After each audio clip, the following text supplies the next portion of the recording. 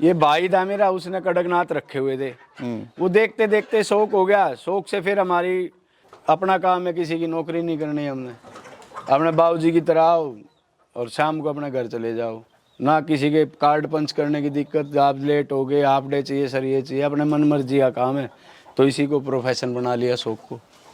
Profit तो sir मैंने अभी तक कैलकुलेट नहीं किया है, कि खर्चा बढ़िया चल रहा है जी। दोस्तों, स्क्रीन पे दिख रहे व्हाट्सएप नंबर से जुड़कर आप अपना बिजनेस कई गुना बढ़ा सकते हैं। साथ ही देश के हर किसान भाई से सीधे जुड़ सकते हैं और इस प्लेटफॉर्म के द्वारा आप अपना माल खरीद व बेच भी सकते हैं। बस आपको ये करना है, अपना नाम, गांव का नाम और अपने राज्य का नाम लिखकर हमें व्हाट्सएप कर देना है। सर नमस्कार। नमस्कार सर। सर क्या हाल है? बढ़िया सर। तो दोस्तों, आज हम पहुंचे हैं फरीदाबाद में। यहाँ पर सर ने जो है कड़कनाथ, सोनाली और प्लस डबल एफसी पाला हुआ है। तो दोस्तों, जानते हैं कि इस पूरे अनुभव और पूरे सफ़र के बारे में और किस तरह से आप जो है कड़कनाथ मुर्गा पालन या देसी मुर्गा पालन शुरू कर सकते हैं।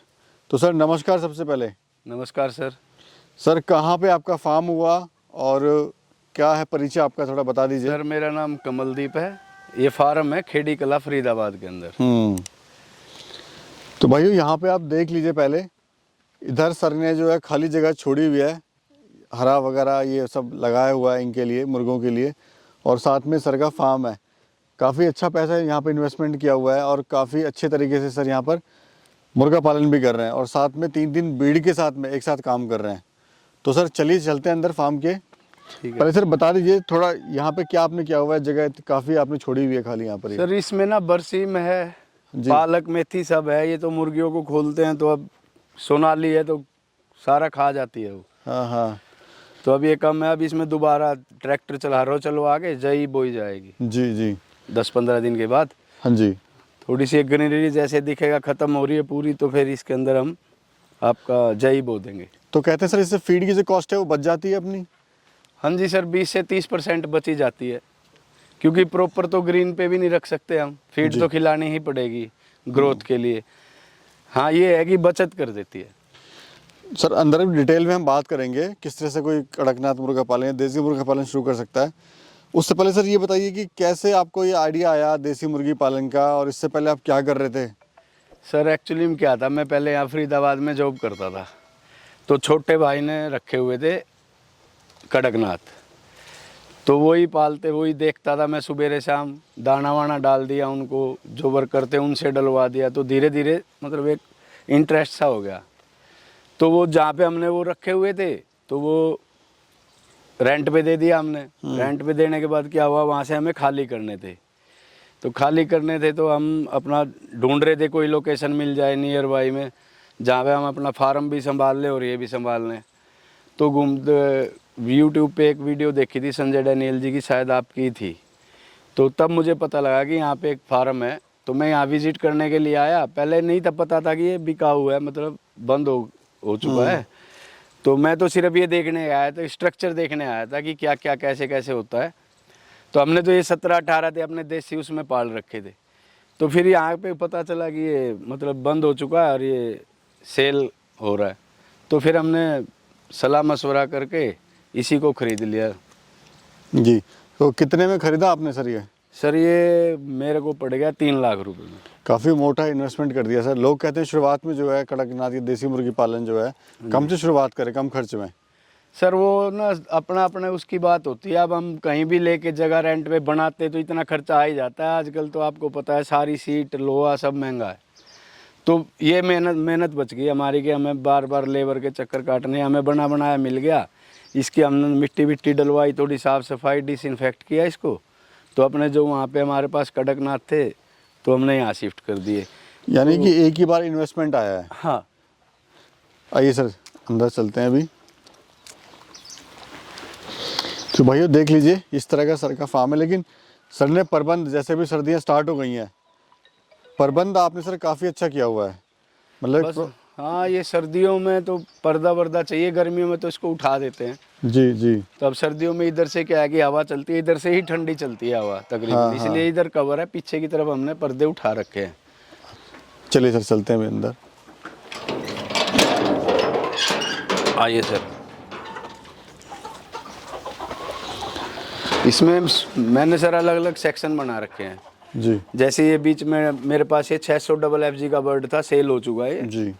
ये अब 60-70 ही बचे हैं पीस। चलिए अंदर ही चल के बात करेंगे। आओ सर। ठीक। तो ये 600 बर्ड डाला था मैंने। तो यहाँ पे जो है ना भाई सर ने जो पार्टीशन किया हुआ है इसमें कौन सा बर्ड है, तो बता दीजिए कितने कितने पार्ट में आपने फार्म को बांटा हुआ है सर ये? सर ये 3 पार्ट है मेरे पास जी। इसमें 90 बाई 32 का मेरा फार्म है ये। जी। ठीक है, एक पार्ट में तो मैंने कड़कनाथ रखे हुए हैं, अभी तो कम हो गई है। और इसमें मैंने अब पहले डबल FG उधर था तो ये कम रह गया तो पार्टीशन बना के इसमें डाल दिया। इधर मेरा सोनाली बर्ड है सारा जी। ये होंगे तकरीबन 180-190 पीस हैं सोनाली के। ये 60-70 हैं और 50 एक कड़कनाथ बचे हैं। अच्छा देखा गया है सर लोग एक ही ब्रीड पे काम करते हैं, हाँ जी। लेकिन आपने एक साथ 3-3 ब्रीड आप पाल रहे हो। सर इसका तो ये है, देखो मैंने पहले कड़कनाथ पे काम किया, मैं काम करना चाह रहा था अंडे पे, लेकिन फिर मेरे को लगा अंडे में ना एक तो इन्वेस्टमेंट ज़्यादा है और वेटिंग का गेम है। आप डालो बच्चा तैयार करो, 5 महीने में बच्चा तैयार होता है, उसके बाद आप उसको फीड पे रखोगे। बोलते हैं 5 महीने में अंडा मिल जाता है, लेकिन मैंने तो देखा है 6 महीना ले ही लेती है मुर्गी अंडा देते थे। उस 6 महीने के पीरियड के दौरान कोई मोर्टेलिटी होगी, कोई बीमारी आ गई तो ये मोटा रिस्क है। तो फिर मैं ऐसे ही सर्च कर रहा था तो मुझे डबल FG के बारे में पता लगा मीट पर्पज़ का। मेरा यहाँ पे ये 600 बर्ड था, आप देख रहे हो 60-70 ही 20 बच गया, सारा उठ गया। मेरे यहाँ पे लोकल कस्टमर हैं, कटर वगैरह हैं, यहीं से उठा के ले जाते हैं मेरे से। तो मुझे ना इसमें बेनिफिट लगा तो इसलिए मैंने मीट पर्पज़ का किया। अभी उस पार्ट में मैंने अभी सोनाली का बच्चा डाला हुआ है, वो ब्रूडिंग करके ऑलरेडी सेल है मेरा। तो खासियत क्या होती है सर डबल FG की? डबल FG की सर ये वेट जल्दी गेन करती है, मीट पर्पज़ के लिए बहुत बढ़िया ब्रीड है। वैसे तो अंडे के लिए भी है, अगर अंडे पे आ जाए तो 220 अंडा दे देती है साल में, 180 से 220। जी। अच्छा सर ये बताइए, काफ़ी जो भाई हमारे बड़े कंफ्यूज रहते हैं कि कौन सी ब्रीड किसके लिए पालें, उनको ये नहीं पता होता कि अंडे के लिए सोनाली पालें, डबल FG पालें। तो थोड़ा आप ये बताइए कि मीट के लिए कोई अगर करना चाह रहा है तो ये ब्रीड पाले, अंडे के लिए करना चाह रहा है तो ये ब्रीड पाले। ऐसा सर मीट के लिए तो मेनली अगर करना चाह रहा है, अगर देसी की डिमांड है ना उसकी, तो डबल FG सबसे बेस्ट ब्रीड है।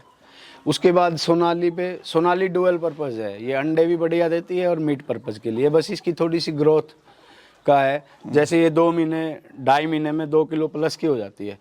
इसको 2 किलो करने के लिए कम से कम 5 महीने चाहिए, 5 से 6 महीने में भी ये आती है। तो इसे अंडे के लिए, और अगर वैसे देखा जाए डबल FG से महंगा मुर्गा बिकता है इसका। तो क्या रेट का सर दे देते हो आप? कड़कनाथ की बात करें उसका बताइए, सोनाली की बात करें वो बताइए। कड़कनाथ का तो सर ऐसा है, अगर कोई सिंगल लेने आता है तो तकरीबन मैं सिंगल ही बेचता हूँ, कटर को तो देता ही नहीं कड़कनाथ। मेरा 1200-1000, कोई जानकार ज़्यादा ही खास आ गया तो 800 रुपये में दे देता हूँ मैं। और अंडा 20 रुपये का सेल करता हूँ सर मैं। और डबल FG का सर? डबल FG तो सर मीट पर्पज़ के लिए ही पाली हुई है तकरीबन, अंडा तो अभी इससे लिया ही नहीं है मैंने। तो ये क्या रेट दे रहे हो आप? डबल FG मेरी 180 रुपये kg, 190 ऐसे निकल जाती है सर। अच्छा शुरुआत जो करी है आपने काम की, तो क्या आपको ऐसा लगा सर, बकरी पालन भी है और भी बहुत सारे काम है, डेयरी फार्म वगैरह है, तो क्या आपको लगा ऐसा कि मुर्गी पालन में आपने मुर्गी पालन करा? सर लगा तो क्या, ये भाई था मेरा, उसने कड़कनाथ रखे हुए थे, वो देखते देखते शौक हो गया। शौक से फिर हमारी को वहाँ पे क्या था कि हमें वो रेंट पे देनी पड़ी, तो यहाँ आ गए। तो मैं कहा यार जब करना ही है, जब हमने पालने ही है मुर्गे, शौक ही है, तो इसको प्रोफेशन बना लेते हैं हम। और फिर दूसरा ये था कि एक तो अपना काम है, किसी की नौकरी नहीं करनी है हमने, अपने बाबूजी की तरह आओ और शाम को अपने घर चले जाओ, ना किसी के कार्ड पंच करने की दिक्कत, आप लेट हो गए, हाफ डे चाहिए सर, ये चाहिए, अपने मन मर्जी का काम है, तो इसी को प्रोफेशन बना लिया शौक को। क्या प्रॉफिट ले लेते हो सर? प्रॉफिट तो सर मैंने अभी तक कैलकुलेट नहीं किया है, कि खर्चा बढ़िया चल रहा है जी। जी। आपकी ब्रीडिंग सिस्टम है सर, वो भी देखना चाहेंगे? हाँ बिल्कुल। चलिए सर आइए। तो भाइयों जैसे सर्दियाँ आ चुकी हैं तो आपको ब्रीडिंग के लिए काफ़ी ज़्यादा ही सावधानी रखनी पड़ेगी, क्योंकि चूजे के मरने के चांस बहुत ज़्यादा हो जाते हैं सर्दियों में। क्यों सर? बिल्कुल सर, इसका तो बहुत, ब्रूडिंग ही मेन है, सर्दी हो चाहे गर्मी हो, रिस्क है एक बहुत बड़ा, बहुत तगड़ा रिस्क है सर। चलिए सर, सर ने जो है काफ़ी अच्छा इंतज़ाम यहाँ किया हुआ है जी।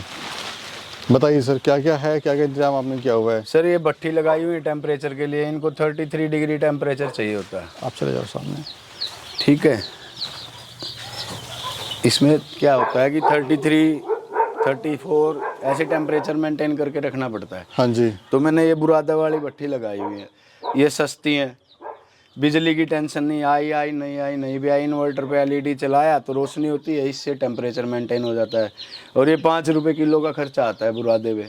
जी। एक भट्ठी भरो तो 7-8 घंटे चलती है।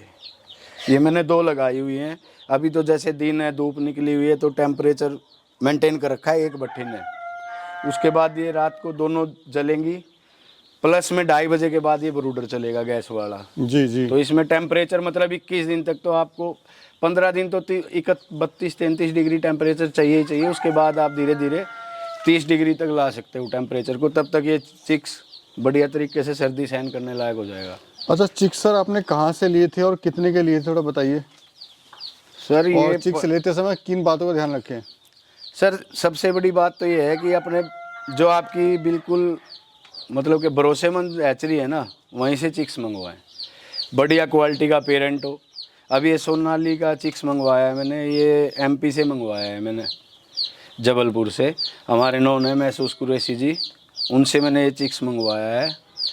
और अब उनसे ही तकरीबन मैं मंगवाता हूँ, देख लो एकदम बिल्कुल सोनाली का चिक्स है ये।